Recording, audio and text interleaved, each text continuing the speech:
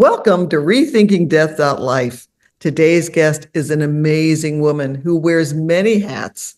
She's a board certified internal medicine physician, chair of the board for Africa New Life Ministries in Rwanda. She's a Museum of the Bible's Woman of Legacy, and she's so much more. She's a mother, she's a grandmother, she's a wife, and she is a reckless dreamer. So welcome today again for another wonderful podcast, Dr. Pyle. Thank you so much. It's so fun to be with you ladies. It's like being with friends, even from distant places, beauty of technology until it breaks. What breaks? It does. Yeah. So Dr. Paul, speaking of Rwanda, in your time in Rwanda, must have offered you profound insights. I can't imagine. What did you learn from the Rwanda people about living fully, even in the face of an unimaginable loss and suffering? You know, it's interesting when you go on. My first trip to Rwanda was in 2009, and I just went with the sense of I have so much to give and to love and to bring to the people of Rwanda. But the reality is I received tenfold what I could ever have given. And each and every time I go back, it's like a place that fills my soul. But like kind of a more practical answer to that question is early on in my journey, we did a public health survey in a little village called Kajao. And it didn't have running water, no electricity, there was food poverty.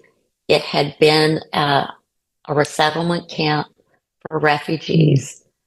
And so we asked the members of this community a few questions, including if they felt hopeful or what brought them joy. And did they have periods of sadness or depression? And the answers were so surprising about they felt very hopeful.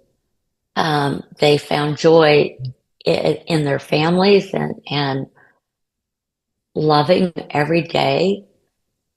And the power that they had of being able to forgive also emboldened them to live a life more fully. And so that was an unexpected result, but I experienced it every single time I go.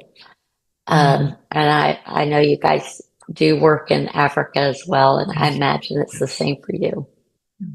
You know, after my son Eric died, I was able to bring libraries to Rwanda, and so I've been to Rwanda many times as well. In fact, we at the Sunzu village, we've been at the same place and know some of the Yeah.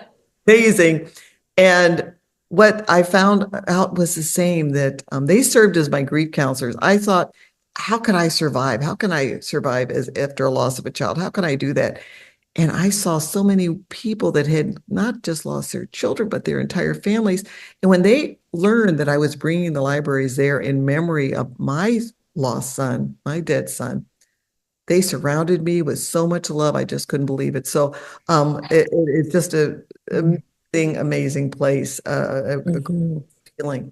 So as you were witnessing the resilience of the Rwandans, which is, of course, shaped my life, reshaped my life, what do you think, what is their secret to leading a meaningful life? What do you believe their secret to leading a meaningful life is in Rwanda? You know, their secret is their faith.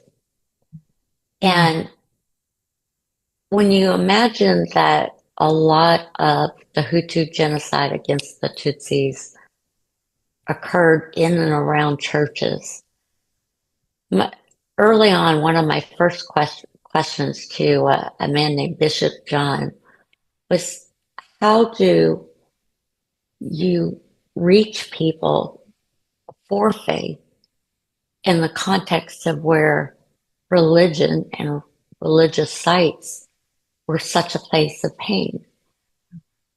And he said, you do it with love.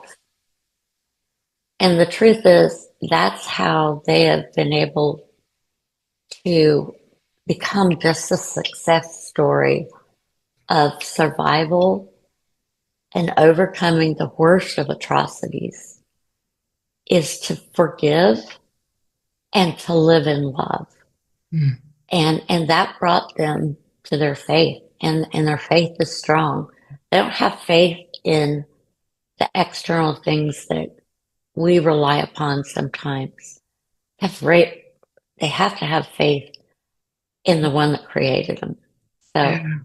I have to share a quick story there because I was in Rwanda a few years back, and I wrote a book, Are You Ready? How to Build a Legacy to Die For? So very similar to what you're writing, in context. And I was working with some widows up near the Sunzu village, and I was trying to help them talk about legacy building. And of course, it was translators. These were older women. All of them were widows. They were all widowed from genocide. And I wasn't getting quite through to them. I could just tell. And I was trying to figure out what's going on. And finally they just said, we don't have anything. We can't leave a legacy. We have no money. And I was able to say, well, what faith did they have? And they were all Christians. And I said, well, how much money did Jesus leave? And it was like the light bulb came on. We got to share this. No, we didn't leave it. Didn't leave any money. He left love, and it was the biggest legacy ever. And it was probably one of those, and I get goosebumps just talking about it now because it was one of those life-changing moments for me. Oh, to see them. Then they started dancing. So then we started, I'm a Baptist, so we don't dance. I mean, I'm not very good dancer. But I was out there dancing with these wonderful widows who had absolutely nothing to give but love. And we were dancing with joy. So, it's a magical, amazing spiritual place, Rwanda. Yeah. Dr. Protley, if you could share one story from Rwanda or encounter that deeply impacted you in how you live your life today, what would that be? it was meeting Esther. And Esther, at the time I met her, she was believed to be 108.